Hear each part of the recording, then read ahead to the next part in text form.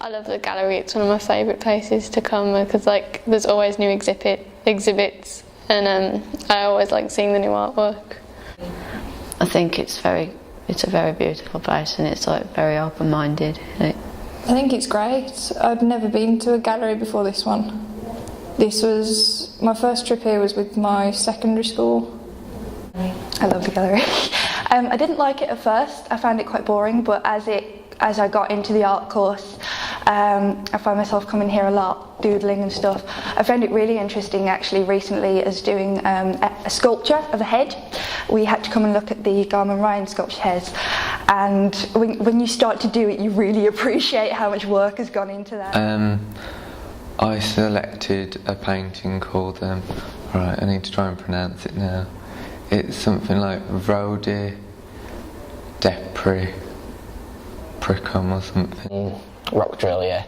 And the reason I picked that was because I've always looked at the techniques, and the techniques is like something really big to me in art. Like how it's sketched is how I like to draw. The one with rhododendrons and. I selected this ivory seal thing, and it was small, and it had holes in it, and it had patterns on it as well. It was 3 of them. Cutouts from magazines and flowers and a lot of delicate things like that put together on a big canvas, and from far away it looks like a painting of sorts, but when you get closer you can see it's quite rough, but it's still quite beautiful. I think it's probably from far away, very far away place, from maybe a cold climate because of the seals. It's sort of got pieces from all over the world, like it features elephants and people skiing, but it's symbolic of the Scottish landscape. Arab horses. I picked it because horses have always been in my life. Sorrow by Van Gogh. I really liked it because in it it's not just you see this woman crying, but it's not that brings out the emotion, it's the way she used the brush strokes. Green tiki face with big mother of pearl eyes. It was a very pretty piece of work, and it was a necklace as well, I think. It's actually a necklace that you wear and it's supposed to empower you and it's supposed to be a talisman, but Jacob Epstein bought it because he thought it was for fertility, and also it was for his non-Western collection because he liked collecting things from non-Western society. Originally from New Zealand, and the person here told us that it likes to be touched, and it releases some sort of power from having that human contact, which is interesting seeing as it's kept in a case, but still. When we were down in the archives and he was talking about his son's past and his mental illness, I never knew any of that before. When we went down to the archives and the lady down there started talking about how she had to promise that she'd rub it on her skin so we could have human contact, and it was made for fertility. I thought that was really beautiful. It was really interesting. I think with art it should be involving the person, so I think if they had it out, I know with people touching it it would wear away, but if that's what the original people wanted it to be. That was interesting, yeah. The books were disturbing yet they were quite beautiful, like the colours he used, and they were very violent, but there's something that kind of draws you in with them. Those were very good to look at. And it's made me a bit more interested in what's behind the art, rather than just by looking at it, what do I think of it. It influences you more, really, I think, if you know what's behind it. I think it's good that Walsall has got an art gallery for a start, and I think it's a good thing that the public can, find out about art and stuff, and just find out more things about different cultures and stuff. The gallery's a good point of view, I think, but it's not been well advertised as it should be, because it does give a cultural aspect of what art should be. The gallery's a great place to come and think and see what people have drawn and also what they've done in past years. As I went in the other day, we're not expecting to find anything interesting, and I found there. I was amazed. The object I selected was an Egyptian head. I just like the world culture, like seeing what other cultures are, is how their point of view, how they do it and how they design something. It's a pharaoh in the Egypt times.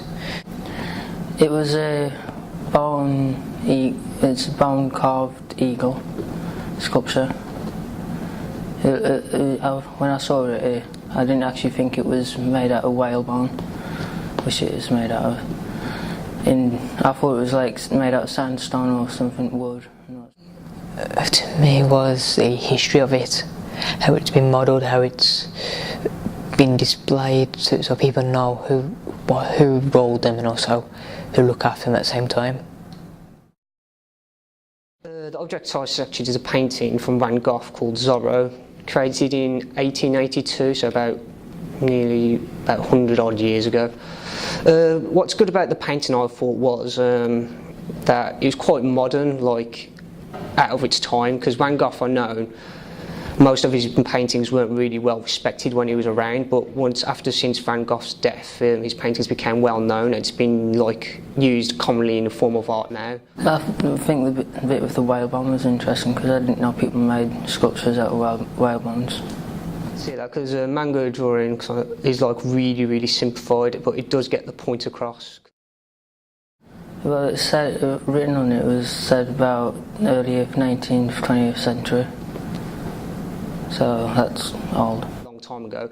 It used to be a form of storytelling for the adults as well as the kids. The object I selected was the Egyptian head of Pharaoh. What was interesting is Van Gogh was really good at showing emotion. As the title hint says, sorrow, it does show quite well a woman that he painted. Carved 3,500 years ago, and I thought that was really interesting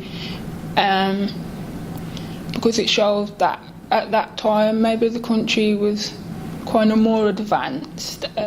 Selected a young Buddha statue.